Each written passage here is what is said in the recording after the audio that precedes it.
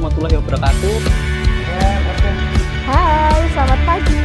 Perkenalkan, saya Siva Fauzia, peneliti RC-Gerit Lembaga Penyakit Tropis Universitas Airlangga.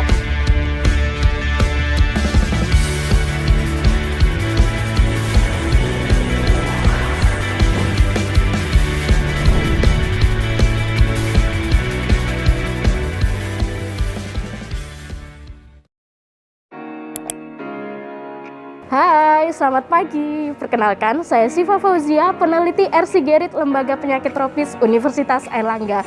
Pada pagi hari ini saya akan memaparkan dasar-dasar metode polymerase chain reaction dan aplikasinya dalam bidang penelitian penyakit infeksi.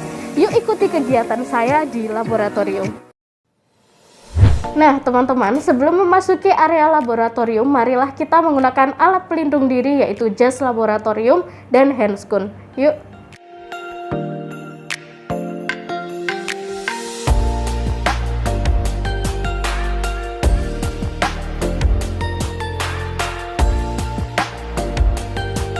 Setelah menggunakan alat pelindung diri, maka marilah kita mempersiapkan alat dan bahan. Saya terlebih dahulu akan mengambil reagen dan juga sampel DNA di dalam lemari es berikut ini.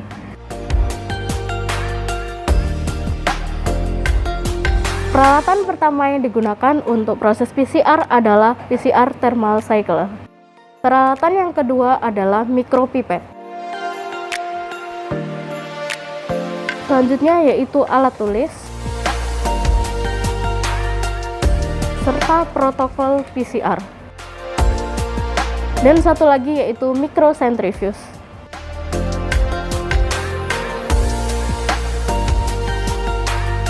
Bahan yang digunakan adalah PCR tube, Eppendorf tube,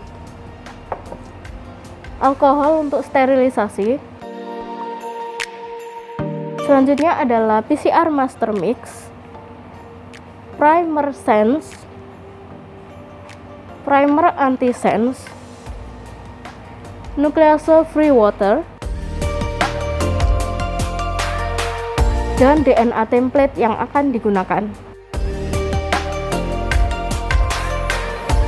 Proses PCR harus dilakukan di dalam bilik biosafety cabinet.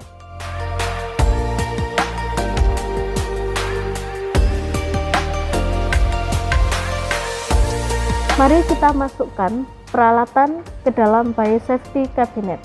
Peralatan yang dimasukkan diantaranya micropipette, alat tulis, rak tabung, dan white tip serta yellow tip.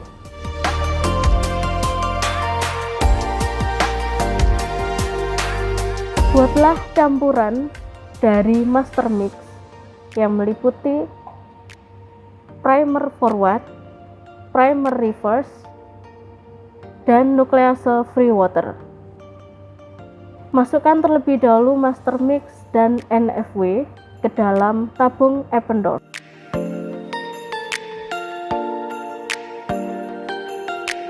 Selanjutnya, masukkan primer forward atau primer sense dan primer anti-sense ke dalam Eppendorf tube.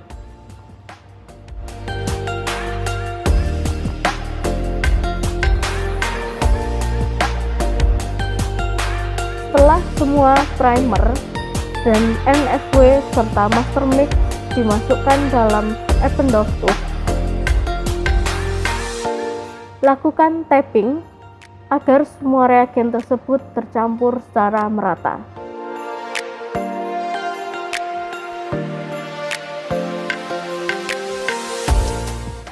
Setelah melakukan tapping, lakukan centrifuge dengan cara memasukkan Eppendorf tube ke dalam microcentrifuge.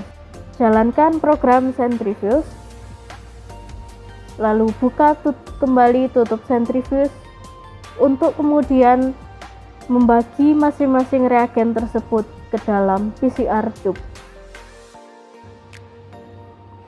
Masukkan reagen ke masing-masing PCR tube sesuai dengan volume yang dikehendaki. Setelah semua tube PCR terisi oleh masing-masing reagen, masukkan DNA template atau sampel ke masing-masing tabung. Perhatikan kode pada masing-masing tabung.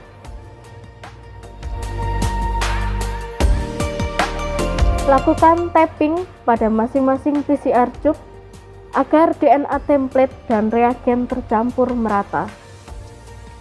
Lakukan centrifuge dengan cara memasukkan PCR tube ke dalam microcentrifuge. Masukkan PCR tube yang telah berisi sampel dan juga berisi reagen ke dalam PCR thermal cycler. Lalu tutup kembali thermal cycler. Selanjutnya, pilihlah metode yang dikehendaki pada thermal cycler. Proses PCR terdiri dari 3 tahapan, yaitu tahapan denaturasi atau tahap penguraian utas ganda DNA menjadi utas tunggal pada suhu tinggi, yaitu kisaran 94 hingga 98 derajat Celcius. Tahapan yang selanjutnya adalah tahapan annealing, adalah tahapan penempelan primer pada DNA template. Kemudian tahapan extension atau elongation, yaitu tahapan sintesis DNA yang dikatalisis oleh enzim DNA polymerase. Proses PCR dapat digunakan untuk mendeteksi materi genetik yang terdapat pada sampel. Metode PCR dapat meningkatkan jumlah urutan DNA ribuan hingga jutaan kali dari jumlah semula. Proses PCR membutuhkan sepasang primer oligonukleotida yang spesifik untuk mengamplifikasi urutan yang diinginkan. Sudah.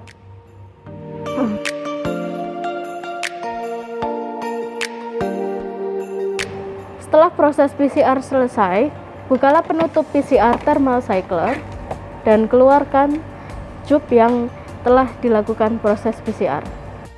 Tutup kembali PCR thermal cycler dan matikan mesinnya. Selanjutnya, mari kita simpan hasil dari PCR atau PCR produk ke dalam lemari es bersuhu -4 derajat Celcius.